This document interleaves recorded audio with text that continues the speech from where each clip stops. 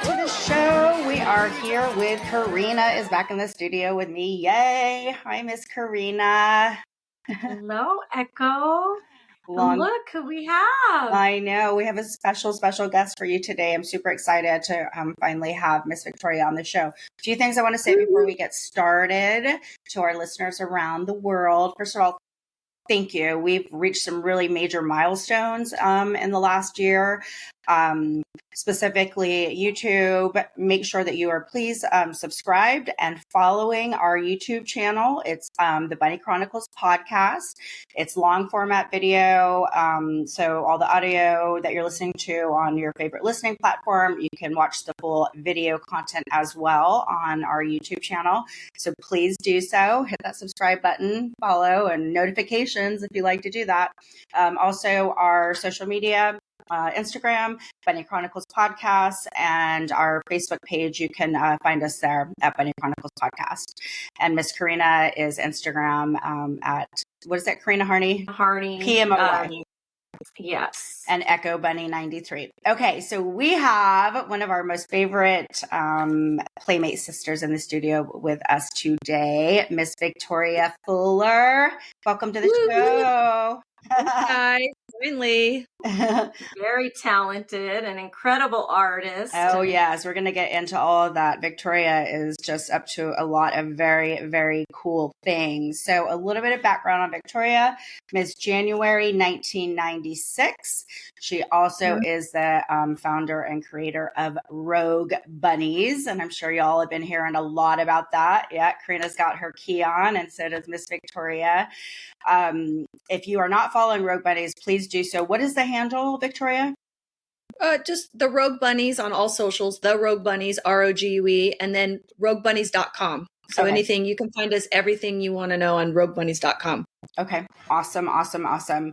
So, Victoria, from the 90s, we are, I think, are all in agreement that the 90s was really a supreme decade, and there was a lot of incredible playmates that came out of that period, but it also was an interesting time within the dynamics and the workings, not only of the world, but of Playboy. There was a lot of major changes that happened, and we were all there and a part of it and able to witness the transitions from, the internet evolving and us learning how to create websites and membership-based websites, and Playboy integrating all of that into the company, which took a little bit of time. They were a little bit behind the 8 ball on that, but we can talk about that later. But yeah, so let's just get into it. I want to ask you first, were you discovered or did you submit? I ultimately was discovered, but originally I had submitted my photos and I was turned down. And then I went to a cattle call with a girlfriend. I wasn't going for myself. She didn't want to go by herself. And Stephen Wada was doing the cattle call, and he kept saying, you should. And I didn't want to overshadow her because it was like her dream, even though it was mine too, but she invited me. So they wanted to take my pictures, but I didn't do anything then. And then I was on a modeling job for like a box covers for some random sexy girl video that was like, a not porn of any kind, but just girls dancing around in bikinis and whatever. I wasn't even in the video actually. But they needed a girl for the box cover and they hired me for the job. And Alexis Vogel was the makeup artist. And I had never had my makeup done before. I always just kind of did lip gloss and mascara, and that was like the extent of it. And so she did the lashes, and I never wore lashes before. She did the lashes and the lip liner and the whole and I remember thinking, God, she's like, wonder what she's doing. And then when I looked in the mirror, I was like, holy shit, right. Like, wow, this is a transformation. And it just gave me a lot of confidence. And she was like, you should be in Playboy. And I was like, yeah, well. And so she took a bunch of Polaroids of me, actually nude Polaroids. She said that we need no clothes on. And I was like, okay, whatever. And so Marilyn Gabowski called me the next morning. It was that quick. And I was in the office within the next 48 hours. I was in the office and they had already given me a contract, and I barely read it. I mean, I skimmed through it. I'm like, what could it possibly say? I'm all like 22 and a half or 23 or whatever. And I was just like, whatever it says, it's yes to me. If all these other girls did it, it was stupid. You should always read your contracts. But nonetheless, I filled out my whole Playmate thing and did all my stuff. And they got me right into my Playmate shoot. So it was pretty exciting, although I did wait a year and a half. So they did my Playmate shoot. And then they're like, well, we're going to put you on hold because we don't want you to be January 95. We want you to be January 96. And I was like, oh, I was so depressed. I was like, oh my God. Oh, it's so low. But it ended up being, the further out you are, the more fresh you are. Right. And it happened to be a good time because 1996, was my first time being actually to the mansion. I was in the guest house, but I never met Hef. So it was New Year's Eve. My issue is the issue 1995 turning 96. As you know, January is the December issue. So it was on all the coffee tables in the mansion. And I show up in my gown, the whole thing. And it was just it was like a whole, it couldn't have been more perfect. If I had been the year before, they weren't really doing the parties and stuff as much. I might not have been invited, but this he had opened up. It was, Mel Torme. It was just the most beautiful party I had ever seen. So for me, it felt very much like my party, like a party for me or something. And I brought my date, who I didn't end up staying. It was a boyfriend that I ended up breaking up with. He was a mess.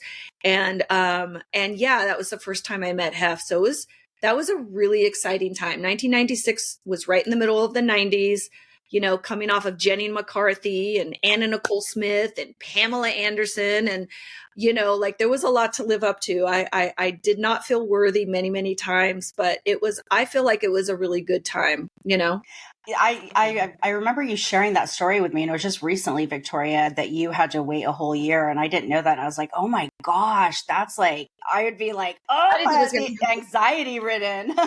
And then what about the fact that her very first makeup ever is the best Alexis in the business? Vogel. Alexis Vogel. And she did my pictorial. And then, so when when you shoot your Playmate headshots or whatever, the black and whites and the whatever, she was sick that day. So there was this other guy that did my makeup and everything. And I remember looking in the mirror going, no. This is not going to work. It was so bad. They reshot me and she ended up doing my makeup.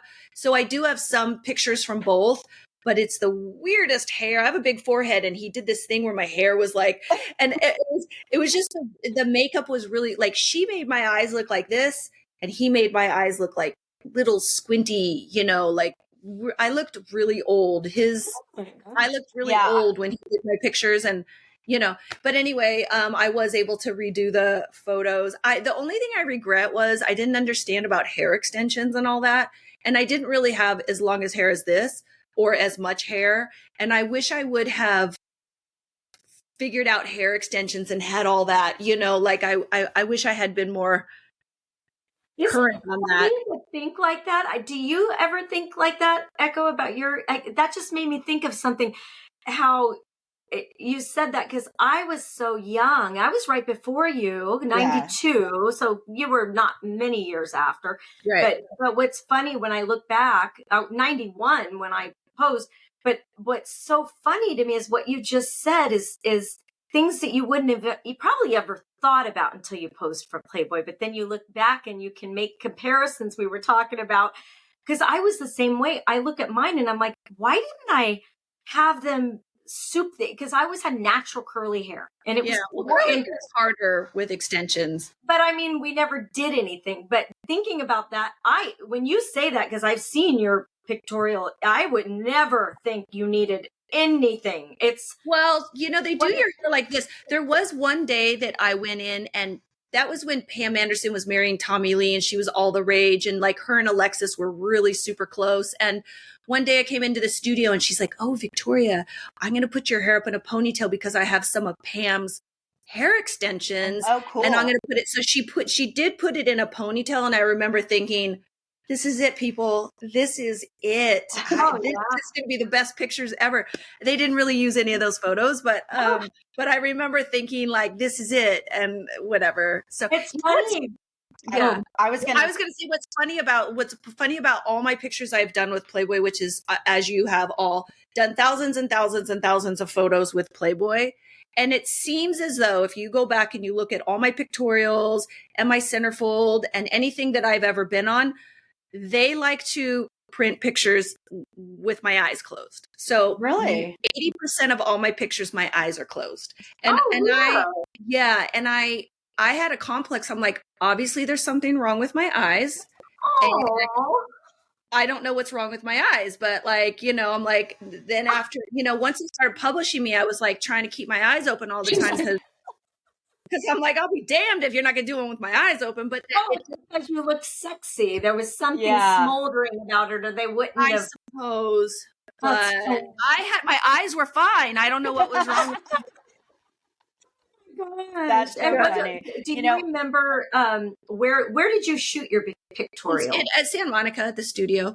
Okay. And it was Stephen Wada, right, who shot your centerfold? I did both. I did Stephen Wada and I did Arnie Freytag. Now, I love Arnie, and he did my centerfold, and he's very meticulous. Like, like he likes you to stay in one spot, and he does this perfect. Like he's the lighting guru. Mm-hmm. But what happened with me was I was moving around too much. And I think, Marilyn was like, I think we need to put you with Steven with the ring lights so that you can just move around and he'll just move around you. And so he shot my small camera and Arnie did my centerfold. So I did get the best of both worlds because really Arnie is really the master with the centerfolds. So I was really lucky that way. Yeah, that's super interesting and very cool that you were able to shoot with both. And when I interviewed Stephen Wada, he spoke about that, how he was a very different photographer, and him and Marilyn had a very unique and close relationship compared to the other photographers.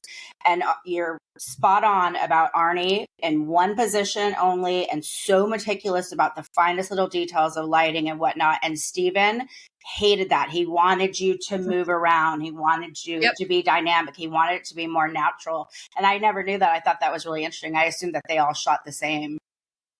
Yeah. Well, with the centerfold, as you guys all know, is the only photo in the layout because it's done with a whole different camera where the negative is an 8x10. So it's a very big, large format. And they lit it the way that they lit it because at that time everyone thinks that there was an airbrushing thing going on. That wasn't true with the centerfold. The centerfold was untouched. Unless it was something major, they would maybe, because one time I had like an eyelash that kind of came off and they're like, I did 1,000 pictures in the same pose and when they had the eyelash. So they were like, well, we might be able to kind of get rid of that. But that wasn't a time when they were doing digital and all those things. So to do any kind of airbrushing or anything, which they did soften a lot of things on the layout photos, but not on the centerfold. So that's why it looks different. Like it looks almost more crisp or something when you see it. You're like, you could see every eyelash, every hair, where it's a little bit more, not diffused a little bit in your. When you did your centerfold? Oh yeah, good question. Because I call it the Civil War camera. I call it the Civil War camera. That's what I always call it. I didn't cry, but I was dating someone at the time. And he and I were dating and he kind of cheated on me with this girl that he's like, oh, she's going to be in Playboy, blah, blah, blah, blah.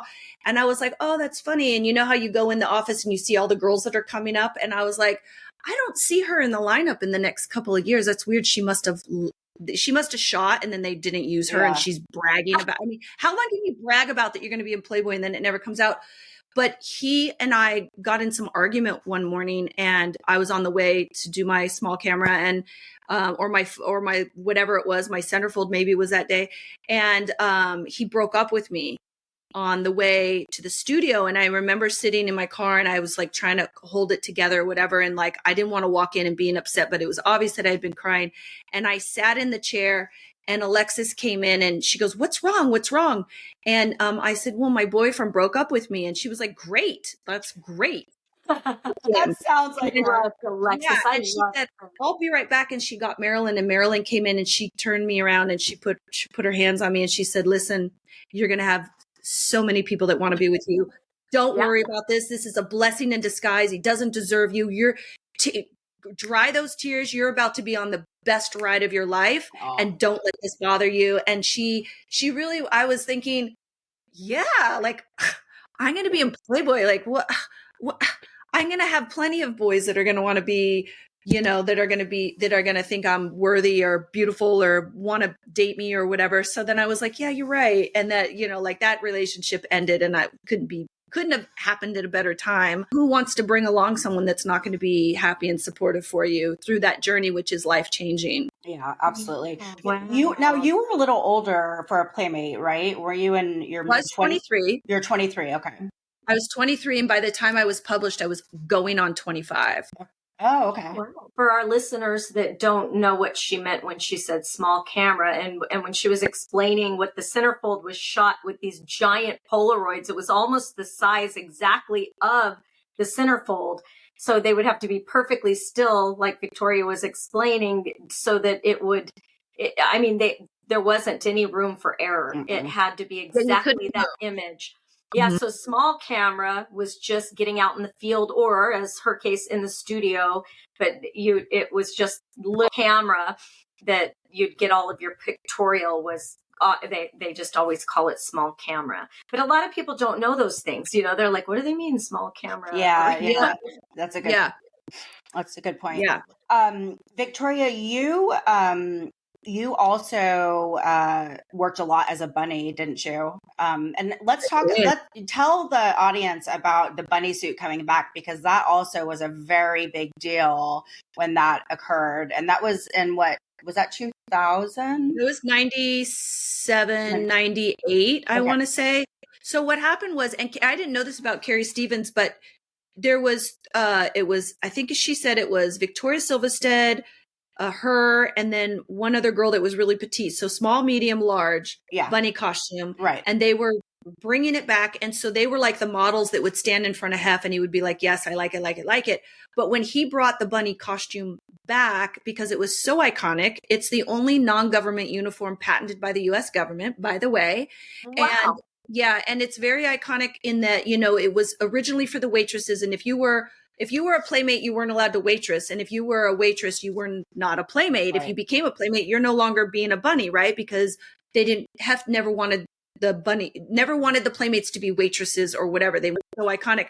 So he brought back, all the clubs had closed, and he had wanted to bring it back because it was an icon of Playboy, and very smart of him to do so. And so he fitted myself and Ava Fabian. Mm-hmm. So her and I were the only two that had the bunny costume, and we started going out on jobs and doing tours at the mansion and stuff. And it just kind of became like, wow, it became, people were really like, oh my God, the bunny costume is just one of those things. So I opened the NASDAQ and the New York Stock Exchange in my bunny costume. Oh my God. Yes. How really cool. wanted to do that. Yeah, all in the same week. And then I also got a contract when Playboy did the Playboy slot machines. They wanted to hire a bunny to be their spokesmodel, and Playboy was already getting a licensing deal and all that. So I made friends with the executives at Bally Gaming, and Playboy said, listen, we don't want to deal with all the Playmate promotions. We're not making money off of the same way that we usually do off of the job. So you can go and create your own contract separate and apart from Playboy, and you can decide your own contract with them. Whatever you make. We're not taking any part of it. We're already getting the licensing. I did. I made my own contract, and I'm one of the few girls that actually was able to contract myself as a bunny, as a Playmate, using the Playboy license outside of Playboy. So I was able to negotiate my own fees and everything else. And so I was their spokesmodel for 4 years, and I traveled all around the world, everywhere that there was a Playboy slot machine or they were going in or wherever it was. I was there, and I was on all the material, and I was on the games, and I was on the billboards, and I was on all their stuff. And that was really, really exciting. And then I kept kind of going to every year I'd go to, Europe, and I'd go to Canada, and I'd go all these things. And I started going to the convention. I started being the same bunny every year. And they're like, we love you, Victoria. And then they realized, oh, there's other girls that have a bunny costume. And then that was it. Then they never hired the same girl ever again. It was always new girls. But that's when it started. I don't know if you remember the Friars Club roast. I think, yeah. So Hef So then there was Deanna Brooks, Kelly Monaco, Ava, and myself. We were the 4 girls that were in bunny costumes at that point. Cool. And so we went to the Friars Club and we were like hefts, we were the bunnies, entourage, yeah. Yeah, we were just like the entourage and whatever. And I believe he may have been, no, I guess he wasn't married to Kimberly at the time because he had a bunch of the girlfriends there and they were making fun of Hef and the girls and, that he had all these girlfriends and whatnot. But so that's when it started to be like that the Playmates, if you were a Playmate, they started fitting you for a bunny costume. So more and more and more. And then it became almost every girl practically that was working in Playmate promotions was getting a bunny costume because they wanted to be able to offer that. It was becoming, they would rather have a girl in a bunny costume than have a girl, and they would make more money. Playboy would make more money. They could charge more than just a girl showing up and signing her autograph. They really should have shot us in our bunny costumes and used those headshots, but they never did that. But yeah, that's kind of how it started. That's cool. So that was 98. Yeah. Yeah. That's some great background. Yeah. Background history on that. I never got to wear the bunny suit during that time, but I also didn't live in LA. So yeah, you weren't in LA. So that's probably, but I did get to wear it the one time for the 60th anniversary. And it was so awesome, but it's so uncomfortable. My God. Yeah. Yeah. Both of you. I think I saw you. Were you on any slot machines in Las Vegas? Me? Yeah. Yeah, all of them. Yeah. At one time. Not anymore. It's not me on them anymore. It's totally, that was when the reels were like real. And now they're all digital. And there are still Playboy slot machines, but they're few and far between. I don't think it's such a, they must be old or something because it's. I had no idea that you were the one that brought that back because I remember. Well, I mean, I didn't bring it back. I was lucky enough to be chosen to be. Well, you know what I mean. I mean, that's pretty amazing because it had been probably since the 60s, right? 80s. No, it was the 80s. So the last club closed in like 1986, 87, somewhere around there, somewhere around Ava's time, Ava and Julie McCullough. So right around that time, there was a few clubs left, like New York, and there was the LA club. And they just started shutting down for, I don't remember the reasons or whatever, but yeah, so the 80s were the last clubs. So it had been a good 10, 12 years since anyone had seen a bunny costume in the wild. And it was a big hit for sure. And they are iconic. There's nothing more. They're so great. It's a great costume. Let's face it, it's timeless, like it looks just as good as it did when it was created way back in the day. Like the cut, the everything is it's beyond its time, Yeah, absolutely. Let's talk about the Playboy Extreme team and then you going to do the great race with Danelle Fulta and all of that, because that was very cool as well.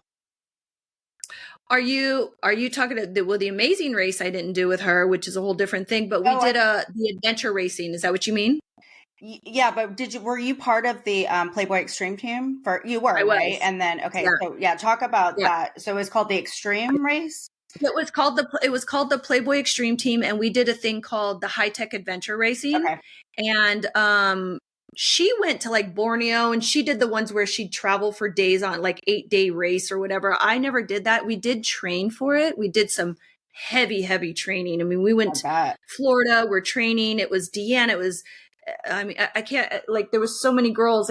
Jennifer Lavoie, Ulrika Erickson, Deborah Driggs. So we were training all the time. We got a bike, we got one of the mountain bikes. We got a lot of great equipment. I mean, Danelle really took care of us. So we got all this great equipment, and we did do a high-tech adventure race. And I believe it was, I don't know how many teams it was, but we came in way before it was a 8-hour race. And so it's teams of 3. So it was me, Jennifer Lavoie, and oh my gosh, I'm forgetting her name now. But anyways, it was the 3 of us. And so it was 2 petite girls and me. So when you're the big person, you're the mule. So I was the mule. So I'm the one that carries everything. I carry the girls, I carry the bikes, I carry the stuff. I do all the heavy lifting because, because I'm the strong one. So they're I'm the one that has to take on that role. So the race was, it was really, really fun. And we beat all these men's teams that looked like they were in really good shape. And of course they all thought these girls, like, whatever. And some teams didn't even finish. Like they couldn't even finish, and we finished and we did great. And we toured all over. We had a volleyball team. We had a snowboarding team, and the snowboarding team was super exciting.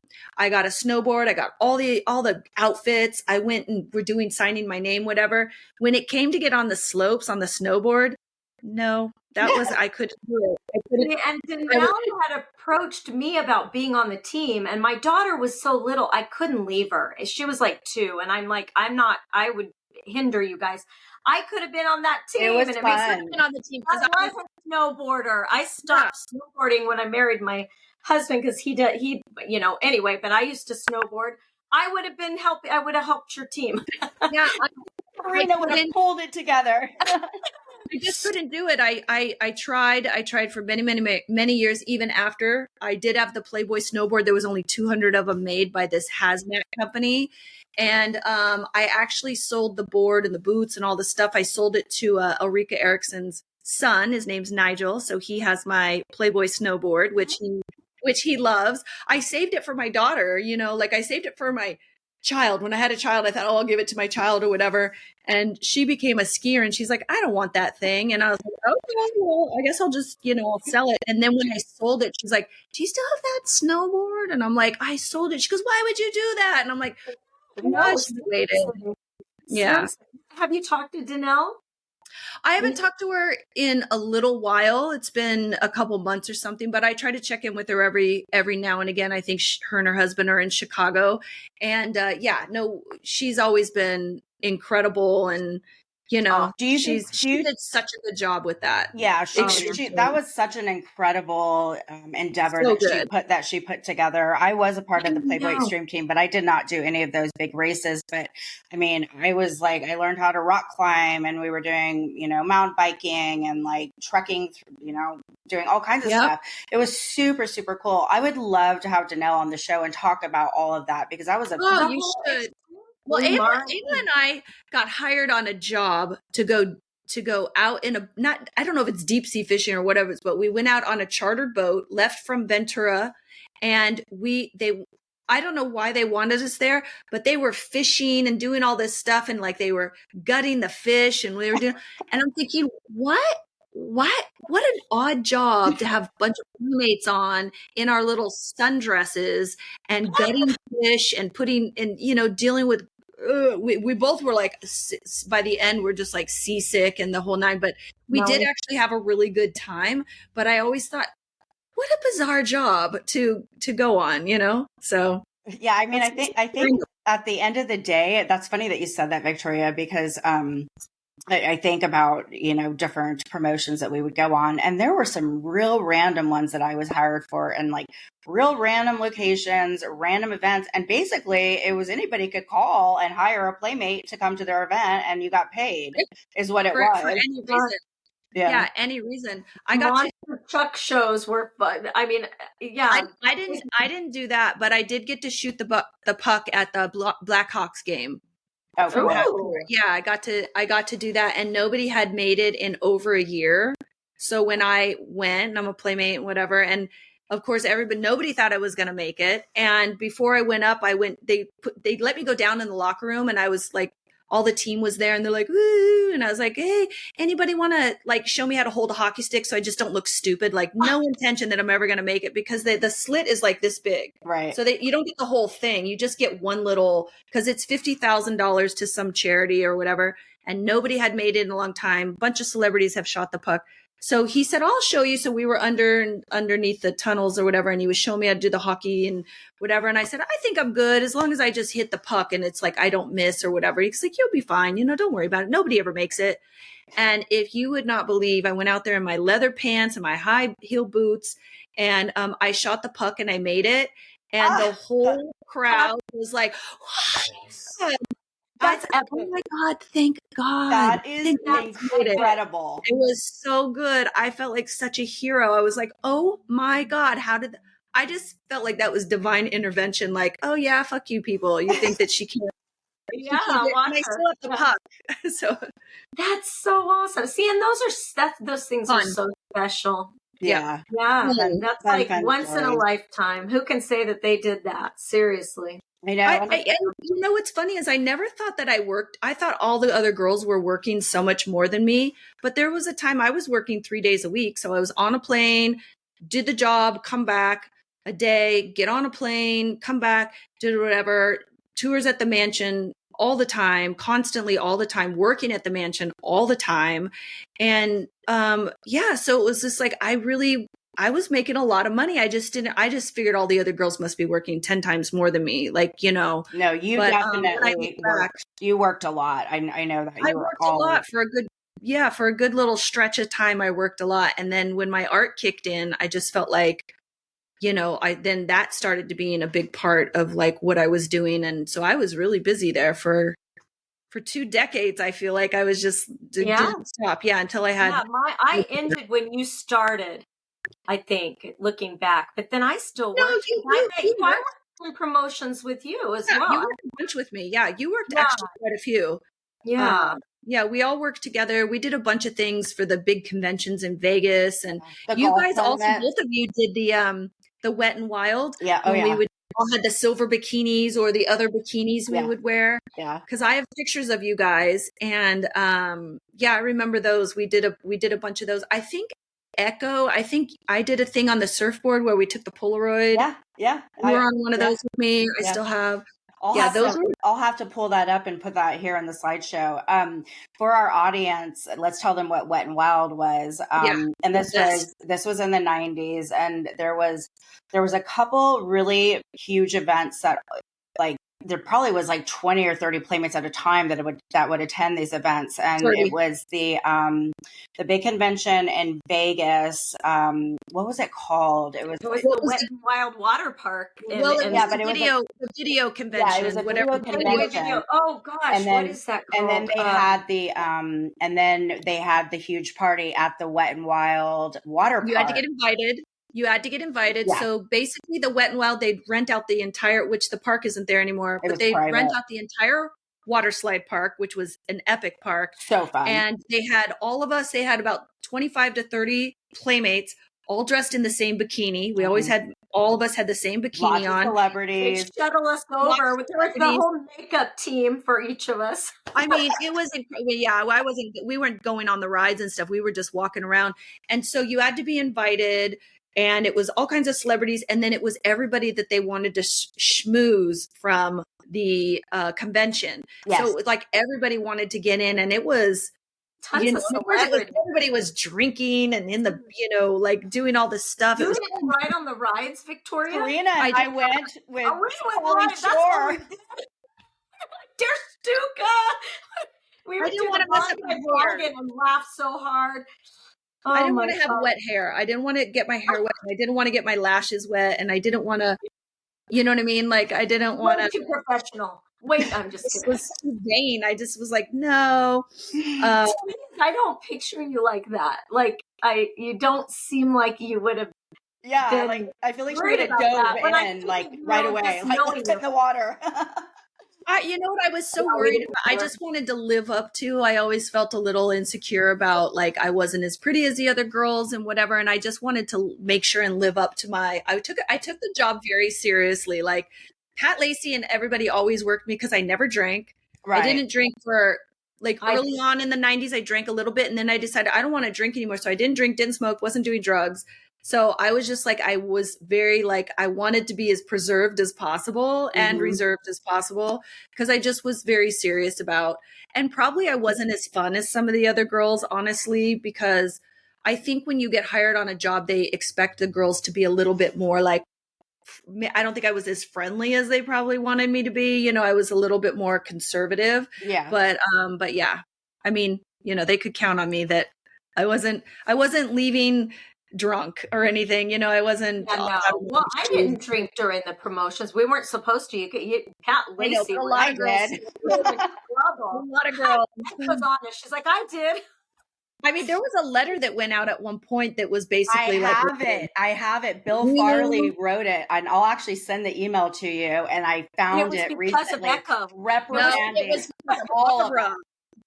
was because of Echo and Barbara. No, Oh it wasn't. It wasn't me and Barbara. It was this other chick. But yeah, I could understand you saying that. But no, it wasn't Barbara. But yeah, it was a 2-page reprimand, and then they stopped all drinking at the promotions. Or like, damn it, that's no fun. Son of a. That's hysterical. Those were some really, really fun memories. It doesn't those get better than that. No. Yeah. No. We paid all this money and we're like the star of the show, but not only that, we're doing all these really fun we're getting treated, you know, like movie stars or something, you know. Totally. We were just treated like, you know, at 5-star restaurants, all of it, like the whole works. Yeah. People wanted to take us shopping all the time. And like Vegas was always fun when the Playboy Club opened. You know, George Maloof used to hire us to come and just sit with the high rollers, and he would give us $1,000 of chips to play with. But instead of playing with the chips, a lot of us would like sit with the high roller, and the high roller would be like, oh, I'll give you, our chips were down our top. And then they would give us $100 chip. I would always put my chip on top of whatever they were playing. So I would just play with these professional people. And then I would just I would make thousands of dollars sitting there with these high rollers. And then when they're over, it's like, okay, bye, going back to my room, ordering my shrimp cocktail and doing whatever, you know, like that was the really, really, really fun times. And fun fact, when the Playboy Club opened at the Palms, everybody Hef went with the girl, you know, Holly, Bridget, and Kendra, and everybody got a key, and it had the October 6th, 2006 date engraved on the key. And I gave birth that day to my daughter. Aww. And so they all called me and said, congratulations, you know, yes, I was really close with them at the time. And when everybody got back, and I came to the mansion for the first time, Hef gave me his key because my daughter's birthday was on it. So he gave me his key. Yeah. That gives me goosebumps. Like, how thoughtful of him, knowing that date is so special, and they all were wishing you were there. Oh. I know, it was so sweet. So yeah. Didn't the girls throw you a baby shower as well? They did for Girls Next. It was on the Girls Next Door. Okay. So Mary O'Connor threw me a baby shower. The spa threw me a baby shower, and then Hef and Holly threw me a baby shower. Awesome. That was filmed on the Girls Next Door. I had so much baby stuff. I had there wasn't anything that I needed. I was like, this is amazing. Like I got stuff. Exactly. Holly and Bridget gave me they both gave me a bunch of beautiful things that I still have to this day. They're in a keepsake box. I kept a lot of it for Treese. So they gave me really beautiful, thoughtful things. And I don't know if you realize, but Hef and Holly were Treese's godparents. No. So when Holly broke up with, or when whoever broke up with who, when she wasn't around anymore, Hef still took it very seriously that Treese was his goddaughter. And he got her gifts for Christmas, and he was always very sweet with her. And she would come into the mansion, and she, you know, like she would go up to his chair and they would have this conversation. You know, she's 3 and 4 and whatever it was. And she would like to sit with him. She sat on his lap a bunch of times. She just was like, that's precious. Why not? She was not shy at all. She loved Hef, and Hef loved her. And she was always welcome to the mansion. I mean, we would go to the zoo and go in the pool, and she learned how to swim in the pool. And she was always, all the butlers knew her, and she was allowed to go into the kitchen. I was not. She was allowed to go and eat, have chocolate cake, you know. So it was a really sweet time. And they did do an episode where they babysat her. I don't know if you ever saw that episode, but you know, they take her and they babysit her and they do whatever, and she's on his bed, and it was a very cute episode. And when they gave her back to me, her diaper was on backwards, like they were trying to figure out, because she wanted to have a baby, if you remember, and so she was like, you know, trying to like. I didn't watch all of those. Now I want to go look at that. Super funny, super cute. Yeah, Hef called Treese because she had the curls. And she was acting. He was like, she's going to be the Shirley Temple. She's the next Shirley Temple of our time. And yeah, he was really sweet about it and whatever. But yeah, she didn't stay acting. That's so awesome. And I was going to actually segue into that because you were very, very close with Hef and with Mary. Mary, especially. And you Yeah. really, got to experience that, not on the daily, but you were at the mansion all the time, I and was saw Hef through, the girls everything. next Yeah. door, Mhm. Holly, and then Crystal, and all of that. I don't know if I like Hef did so many amazing, nice things to me, but I tell everybody, I don't think I was so special. I think he did a lot of nice things for a lot of people. I Hmm. think I felt close to him because I was there and because he did so many nice things, but I don't think I was as close to him as some of the other girls, but certainly I felt like he really cared about me, and he, of course, granted me the licensing contract for my art, which launched my art career. So which was all part of the plan when I was 9 years old, right? I was going to become a Playboy bunny and an artist. And so he made all my dreams come true. I mean, I didn't care about the modeling. I cared about I wanted to be an artist. I wanted to be a famous artist and sell in galleries. And because of him and because of that licensing, he gave me a huge leg up, and it did launch my art career. So Well, with that said, let's go into the Rogue Bunnies and how that even manifested. And I mean, and particularly creating NFTs. I mean, you obviously had your finger on the pulse of what was happening in that industry and understood the crypto market, et cetera, and understood what an NFT was. So talk about that and kind of how much time it took to, bring that to fruition. And well, in 2017, after Hef passed away, I had a friend that was an artist, and like him being gone was like a whole, like, I didn't have the licensing anymore. I was doing my art, whatever. But a friend said, "You got to meet me at the mall. I have this new technology for artists. It's the wave of the future. You have to get on it, ground floor." So I met with him, and he introduced me to NFTs, CryptoKitty, wallets, all this stuff. And I remember thinking, this is the dumbest idea. How could this be the next thing that artists are going to do? I was so disappointed. I was like, why would he waste? I was mad at him. And I remember going home, and I remember thinking about it, and like something told me, the things that I think are those stupidest ideas or dumb end up being like really great. Or like, I think, oh, that person's never going to be a famous whoever, we meet people early on and then they become Eminem, or they become, and I'm always wrong about these things. And so I thought, you know what, I should probably give it another try. So I called him. I said, listen, are you willing to talk to me again? So from 2017 to 2020, we would meet every 4 to 6 months, and we would talk. He set me up with wallets. He was educating me on NFTs. And right around 2020, I didn't want to get my feet wet because I still was wrapping my head around it. I didn't know how to I didn't know how to apply it to my art really, right. or how to create a career around it. But in 2020, this thing called Clubhouse, which was kind of an app that was, people could gather and they could talk in rooms. It was like an audio thing. It wasn't a visual thing. And everything was about NFTs and blockchain and all these things. And you could get in all these rooms where people were talking about it and moving and shaking. And so I just had that on for 24 hours a day. I would just listen. I'd go to sleep to it. I started asking questions. I started getting to know people. And so I thought, oh, I'm going to launch like an NFT art career for myself, because galleries were, I don't know, just things were kind of waning. And then COVID happened, and then all the galleries shut down. I wasn't able to sell anywhere. And I was like, I really got to get into this.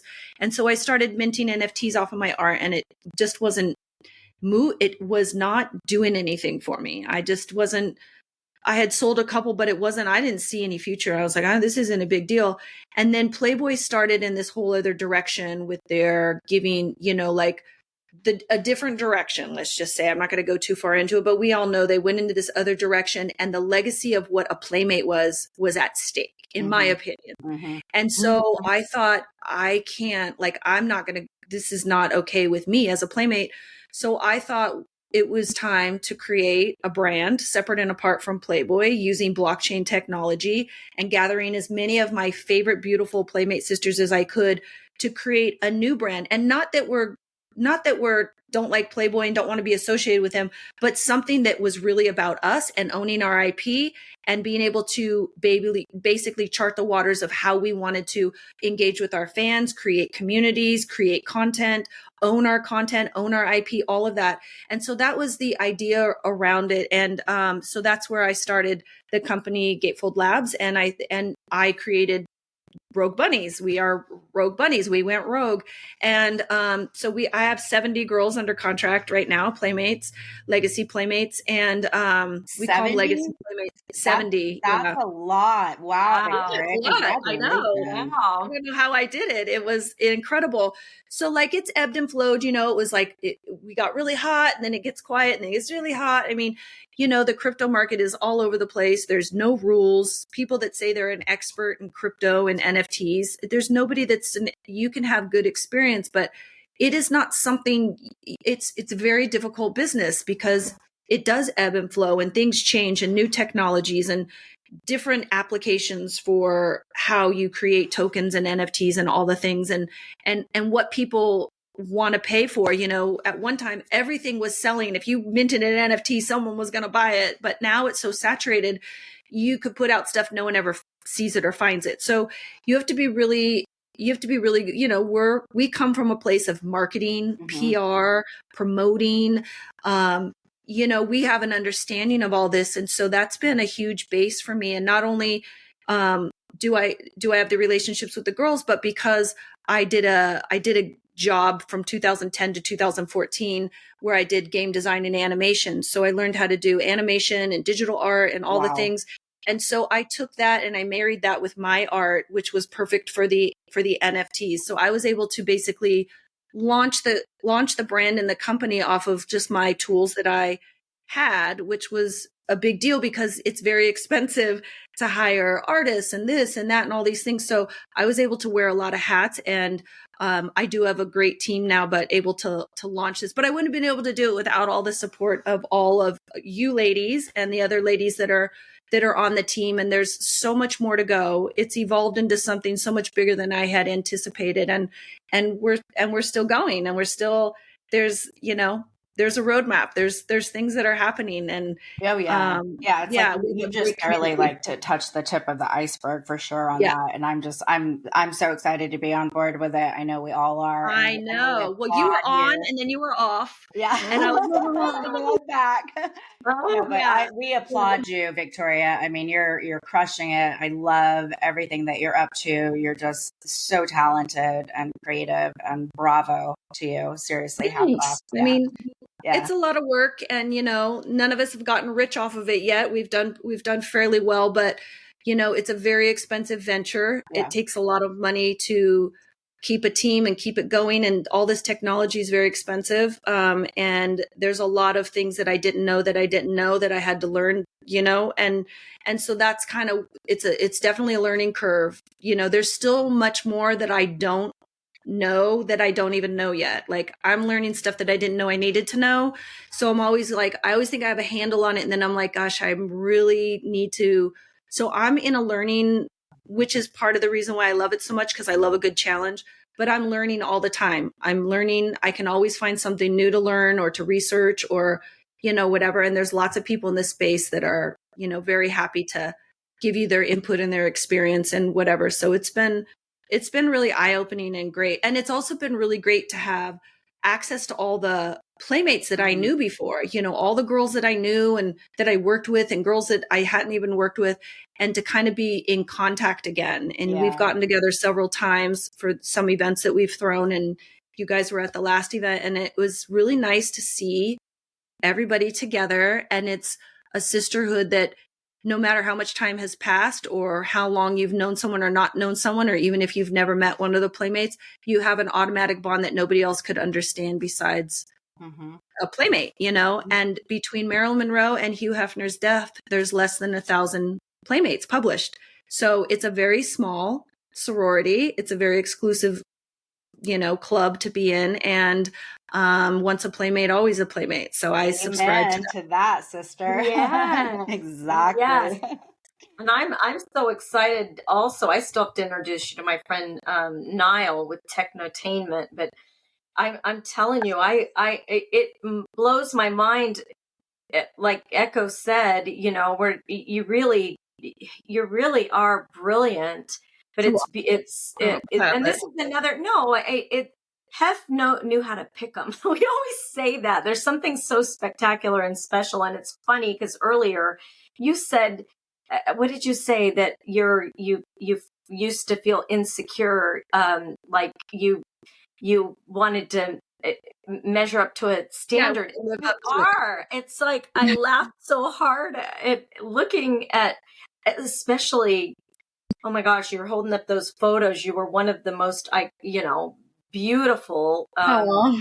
of the Playmates, but it's a special club, but you're also a very special person. So Mhm. it's like, of course you were going to end up in, rubbing shoulders with the people that I think of you saying Hef was your outlet to art, and you had that vision, and look how it happened. He was an artist and he appreciated art. He was a cartoon artist and he Yes. loved art. Of course, he collected all that art. But, Saw your talent. Hef used to always say, I don't want you to be a Playmate and just stay a Playmate. Like, he wanted you to move on to something else. He wanted you to use the Playmate experience to propel yourself into whatever it is that you wanted. And like there's a lot of people that would not want you to be so successful. They'd be jealous. They'd be whatever. Hef wanted to give and give and give. He wanted the girls to do the best that they could, because if they did really well, of course, it's going to come back to, well, Hugh Hefner. Yeah. Because of Hef, because of Playboy, they were star makers. They made girls from the girl next door into this glamorous, iconic figure. And so, he did want it to be a launching pad.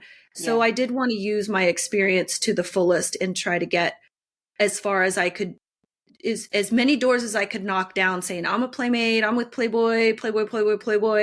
And it seems so weird to think that that's how you're getting in the door. But honestly, at the time, and the 90s were the best time for that. Oh, yeah. When you were a Playmate in the 90s, that was gold. And you carried around your business card. The late 90s, as far as, and then television, like the girls next door, that is what took it to the next level when it came to, I think, like with your art, it was a different era, where it was the 90s and there was nothing like the 90s. I mean, look at you at all of your beautiful pop art in the Palms Casino, in the,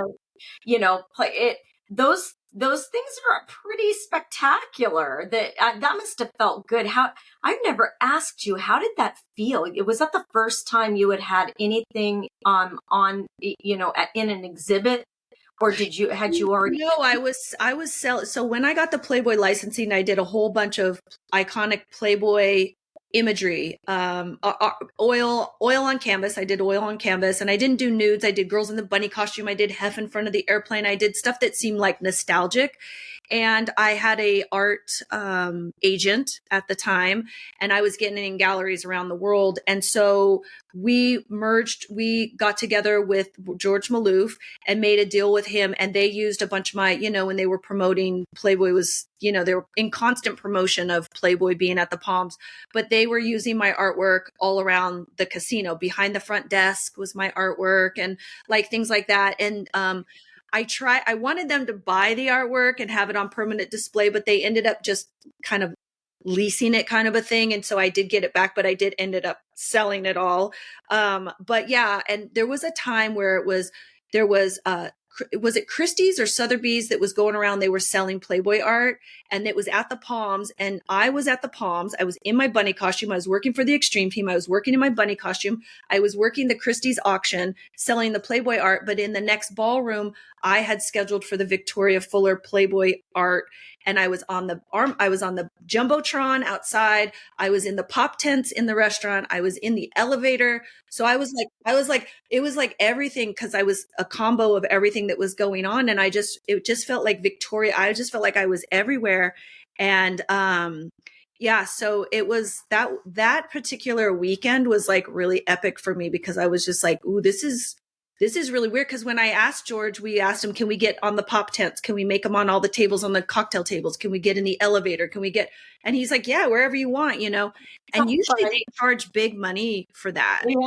But because it was Playboy and they had to deal with Playboy, it was all about Playboy. So they were so generous to just give it to us for free. So yeah, it was a really lucky time. I mean, that's what I mean by Playboy knocking down doors. Even in the art world, it was a big splash. Do you still talk to George? I haven't talked to him in a really long time. He wrote me a beautiful letter after I did that. And he said, I gave him a piece of artwork that I did. It had the palms on it. It was a bunny money and it had the palms logo and everything on it. And he's like, if you ever need anything, is my phone number. And like, I think you're great. And just let me know. But no, I should have stayed in touch with him. But, as he knows, he doesn't own the palms anymore. Yeah. So, and they took that bunny down off of the building. That was a set. For sure. I always wonder what they did with it. Like, where did it go? Who has it? Where's it? Yeah. Seen? Yeah, you're right. Still have a Hugh Hefner suite. Yeah. So they still have that, and it has Playboy stuff. I wonder if they just have it stored somewhere there. I would go try to find it. We're on the hunt. If anyone's listening to this, we're looking for a piece of Victoria's art. No, it wasn't on the side of the. Oh, I thought it was a piece of your art. Never mind. Okay, sorry. We're the one in Vegas, Karina. You go on that hunt for Alibi. Go find the bunny from the phone. Exactly. Yes, Alibi. It has to be 20 feet tall. This logo, bunny logo, that was on the side of the building. Remember? Oh wow. Oh yeah. Now I do. Yes, because there was. You could see it from miles away. Yeah. It was seriously on one of the rooms. It was on the tower. It was just on the side of the tower, way up high. They called it the Playboy Tower. Yeah, the Playboy Tower. Playboy Tower. Yeah. Where is it? Where's that bunny? Yeah. Let's find it. Yes. All right, sweetie. So we're going to wrap up the show. We like to end the show with asking 2 questions. And it's always really interesting to hear everybody's answer. They're all different and they're all great. 3 words that define Hugh Hefner to you. What are they? Iconic, generous, and witty. He was very funny. Yeah. I love that. I don't know if I've heard witty yet, thinking about that. That's the first time. Yeah. That's the first witty. Yeah. I like that. Okay. I don't know if you had the chance to see Hef before he died. I know that everybody was cut off the list. So, okay. So here we go. Had you had the opportunity to speak to him before he passed or in memoriam, what would you like to say? Oh, I would just give him a big hug and thank him and just tell him how much he's been such an instrument in my life, for everything wonderful that's happened to me was because of him. And yeah, he changed my life. I would just really tell him I love him, He was an easy person to love. Give him a hug, tell him you love him. Yeah. And I saw him a week before he passed away. So I saw him just right before. Yeah. Oh, good. At least you got to see him. I love that. I did. And I gave him a hug and I told him I loved him. And, yeah. Aw, very good. All right. Well, thank you so much, Victoria. I'm so happy we finally were able to get you on the show. To our audience, please follow Victoria and everything she's up to at the Rogue Bunnies. There's, like she said, so much more that will be coming out and evolving. So much more happening. An ever evolving project, basically. Karina and I are part of it, as well as 70 other Playmates. Yeah, we're going to try to be there end of May for an event. So keep your eyes and eels peered. Yeah. Please like, subscribe, and follow the Bunny Chronicles podcast on YouTube, as well as Bunny Chronicles podcast on Instagram, our Facebook page. We love you. We appreciate you. We could not do this without you. And we are just in complete gratitude and awe of our ever-growing audience. And people love what we're up to. They love the history. And we promise to keep delivering it to you. Yay. All right. Love you, ladies. Love my Playmate sisters. My Playmate sisters. I love you, girls. Okay. Catch you next time. Thanks, Victoria. Thank you, honey. I echo. Bye, love you. Sweetheart.